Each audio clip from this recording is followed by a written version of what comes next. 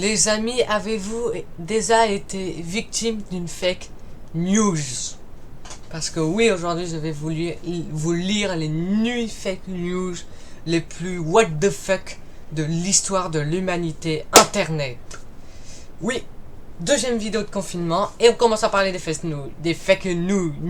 Oh là là, je vais y arriver. Et petite annonce avant que la vidéo commence. Pour vous livrer une dose de bonheur permanente et de rire et d'ennui, je réduis pendant cette période, j'augmente mes vidéos non plus à tous les 4 jours, mais pendant cette période à tous les 2 jours. Oui, je dis bien à tous les 2 jours. Comme ça, vous allez être servi. Sachant que vous avez déjà vu que la précédente vidéo sur les expressions, les mots, tout ça, où sont-elles utilisées en fonction des endroits, vous avez déjà vu qu'il y a 2 jours d'écart entre celle-là et celle-ci. Mais voilà, je vous préviens, mieux vaut tard que jamais. Donc voilà, donc on est parti les amis. Voilà le site auquel je vais vous lire les fake news de cette vidéo. Alors, saviez-vous que le sida... Oui, je vais vous lire comme d'habitude. Saviez-vous que le sida a été créé par le FBI, que Rixi contrôle le monde, qu'Hillary Clinton dirige un réseau pédophile dans une pizzeria, et que la France n'a plus de constitution, à moins que ce soit la constitution qui oblige Richie à manger Hillary Clinton dans une pizzeria. À force, on finit par s'y perdre. Aidé du livre Infox, le grand livre des fake news de Julia Richardson, nous vous répartons nuit des plus folles et plus virales fake news de ces 40 dernières années, plus que parce que c'est gros, plus ça peut. Le sida créé en laboratoire par les États-Unis. L'Infox. C'est le gouvernement américain qui a l'origine du VIM, le virus du sida, inoculé en Afrique dès 1977 pour anéantir la population noire selon certaines versions, ou dans le but d'examiner les homosexuels selon d'autres. Une troisième dit que le virus a été inoculé à des bananes avant de toucher les humains. Le confinement, ça me rend totalement fou. Variante. Le sida n'est pas la conséquence du VIH, mais une maladie due au stress. Pas de panique, des sites à peine louches vous proposent des médicaments alternatifs pour en guérir. Cette partie-là, vous irez lire par vous-même.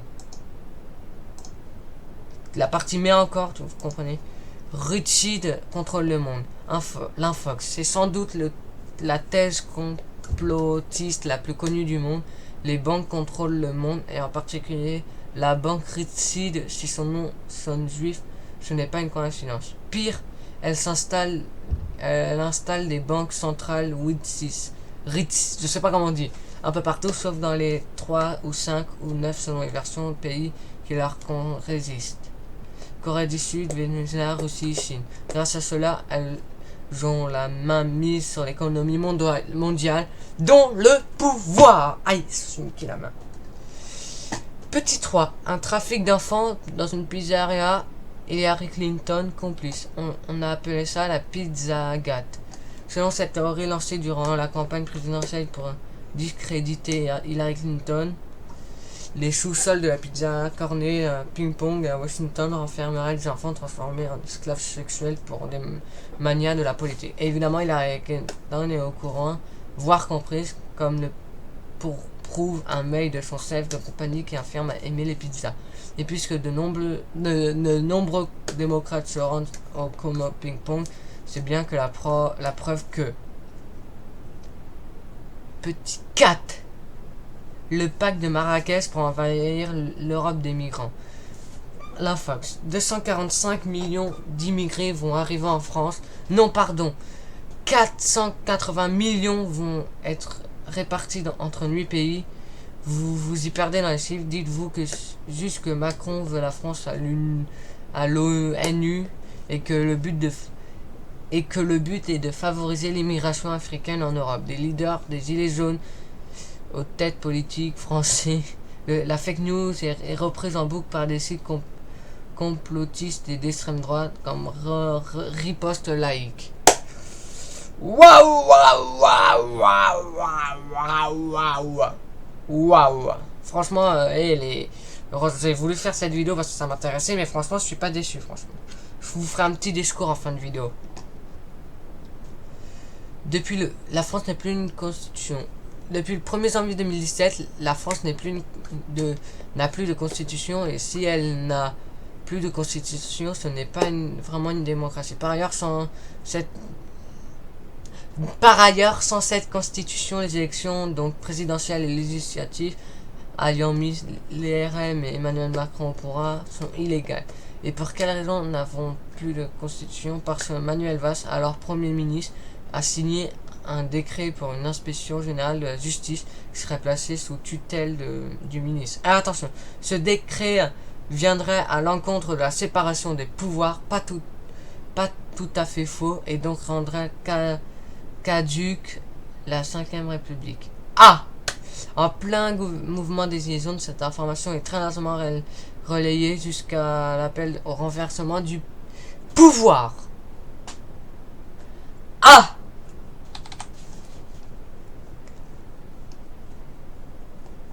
L'arabe est obligatoire à l'école. Ah! Je savais pas. Honnêtement, on m'a jamais dit ça. Honnêtement, on m'a jamais dit que l'arabe était obligatoire à l'école. Oui, oui. Vous entendez bien, à l'école. Parce que je pense pas que l'arabe a été un truc obligatoire. Vous comprenez? C'est carrément un ancien ministre, Xavier Bertrand, les Républicains, qui l'affirme haut et fort dans la première matinale en France. L'arabe obligatoire en primaire, c'est non. Ça tombe bien, l'arabe n'est pas obligatoire. Pas plus en primaire qu'ailleurs. Pourtant, la fake news est largement reprise dans les sphères d'extrême droite, notamment en rapport au combat du maire de Sigfour-les-Plages, qui en a fait son cheval de bataille, affirmant avoir été appelé par une mère désespérée. C'est la merde. Franchement, vous êtes cons. Vous êtes trop cons, les gens, des fois. Pardon pour vous dire ça, mais des fois, franchement, faut se le dire. Qui va se dire ça, franchement? Des Roms en camionnette blanche enlèvent des enfants. Panique en banlieue parisienne. Dans des camionnettes blanches conduites par des Roumains, des enfants disparaissent destinés à la prostitution, au trafic d'organes. Des clubs de foot comme des leaders gilets jaunes. Conspirationnistes se mettent à relayer l'info. Partout dans les villes concernées, des habitants veulent faire justice eux-mêmes et des lynchages sont évités de justesse par la police. Après enquête, il n'y a eu ni enlèvement ni tentative d'enlèvement dans les villes concernées, et les clubs de foot qui ont signalé l'info s'excusent, reconnaissent qu'ils ne savaient pas de quoi ils parlaient. Et la chouette, le dernier, on finit sur une pépite. Franchement, je viens de voir le titre. De retour après ma chaîne qui est revenue me voir. Et là, on finit par le dernier qui va vraiment me faire rire. La masturbation obligatoire à l'école. Cette fois, pour le dernier, je vais tout lire. Non, je ne veux pas que Marlène Schiappa éduque sexuellement mes enfants. Cette phrase a été écrite par un pervers qui prend ses fantasmes pour la réalité. 2. Le mari de Marlène Schiappa. 3. Un député Les Républicains. Bingo, c'est la réponse 3. En cause, la loi Schiappa, qui selon les associations d'extrême droite ou des groupuscules religieux radicaux, imposerait la promo... Ah, j'ai gratté mon œil, je vais avoir le corona, merde. Je déconne.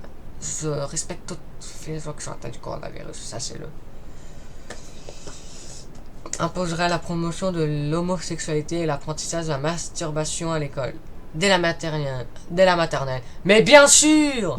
Mais encore, quelques années plus tôt, c'est Naja Vallaud-Belkacem tient encore une femme sous le feu des critiques en incident, qui était victime du même genre d'attaque à cause de son ABC de l'égalité, qui faisait déjà la promotion de l'homosexualité et visait à détruire le genre selon les détracteurs.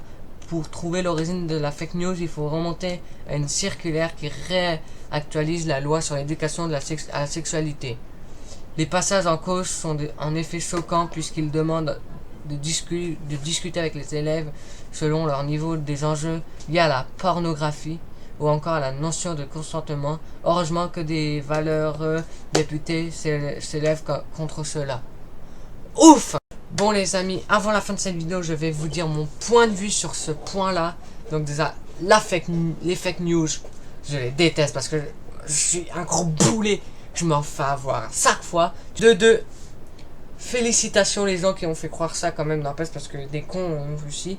Et de trois, c'est totalement stupide. Likez, partagez, commentez. On se retrouve très vite dans de nouvelles aventures. Bye tout le monde!